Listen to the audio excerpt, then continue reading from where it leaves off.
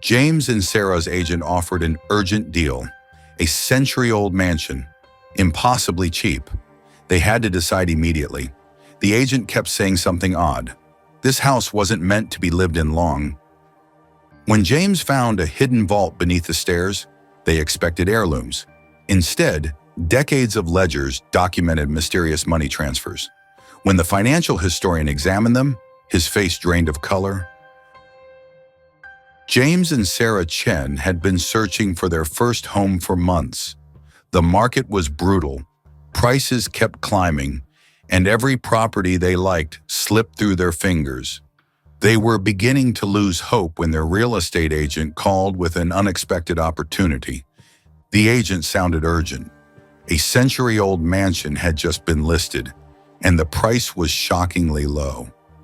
Too low, really, for a property of that size and age. But there was a catch. They needed to make a decision fast.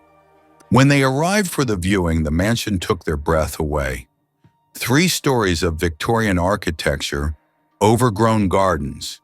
Yes, it needed work. The paint was peeling, floors creaked, and there was a musty smell that suggested years of neglect. But something about the place called to them. Within days, they were sitting in a lawyer's office, signing papers. Sarah reviewed the transfer documents while James chatted with their agent. Her brow furrowed as she noticed something strange. The ownership history had gaps, large ones. The property seemed to change hands every few years, sometimes every few months. No one had owned it for long. They began exploring their new property room by room. The mansion was larger than they'd realized, with unexpected hallways and doors that led to spaces they hadn't noticed during the viewing. It felt like a maze, revealing itself slowly. James was examining the main staircase when he noticed something unusual. The wooden paneling beneath the landing didn't quite match the surrounding structure. He pressed against it, and a section gave way slightly. His heart raced. He called for Sarah, and together they pried open what turned out to be a hidden vault. Neither of them knew what to expect. Family heirlooms, perhaps. What they found instead made no sense at first. The vault contained stacks of old ledgers, leather-bound and meticulously maintained. James pulled one out and opened it carefully. Page after page of entries, all in the same elegant handwriting. Names, dates, and amounts of money, enormous amounts. The entries were systematic, methodical, money going to different names, different addresses, different amounts, but always moving, never staying in one place, spanning decades. Sarah felt a chill run down her spine. This wasn't a family record book. This was something else entirely. She photographed pages and began researching the names that appeared most frequently. There were merchants and doctors, factory workers and teachers, people who seemingly had no connection to each other whatsoever. Then she noticed something. Certain surnames appeared repeatedly throughout the decades. Different first names, but the same family lines. She cross-referenced these with historical records and news archives.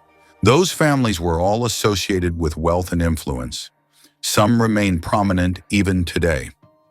Sarah contacted a financial historian who specialized in early 20th century economic records.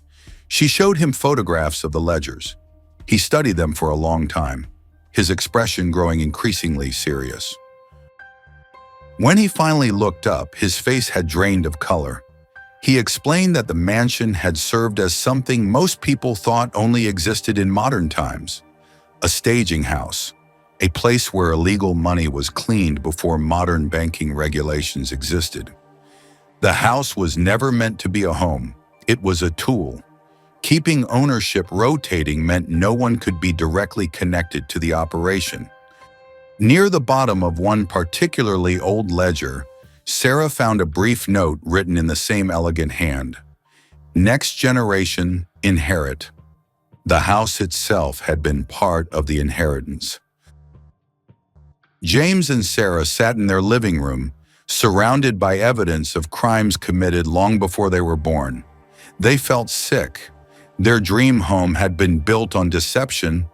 They reported everything to the authorities. Every ledger, every photograph, every piece of evidence they discovered. Sarah provided her research connecting the historical names to modern families. They submitted formal statements and waited. For weeks, they expected media attention. Investigators showing up at their door, camera crews on their lawn. A scandal that would rock several prominent families whose wealth was built on laundered money. Nothing happened. The story disappeared into bureaucracy. No reporters called. No investigators followed up. The families mentioned in the ledgers were too established, too connected, too powerful. The crimes were too old. The systems too complex to unravel after a century. Detective finally called to thank them for their civic duty. The case was closed. Historical interest only. No prosecutions would be pursued. James felt defeated. Sarah felt angry. They'd uncovered proof of massive financial crimes, and the world simply shrugged. But as weeks turned into months, something shifted in how they thought about their situation. They couldn't change the past, but they could change what the house represented moving forward. They decided to renovate the mansion. For the first time in 100 years, the house would shelter people who chose honesty over secrecy. They created a small study from one of the upstairs rooms. James built bookshelves while Sarah organized their growing collection of plants. The house slowly came alive in a way it never had before. One evening, they sat on their newly furnished porch, watching the sunset paint their mansion in shades of gold and pink. Sarah turned to James and whispered something that had been forming in her mind for weeks. Maybe this was enough.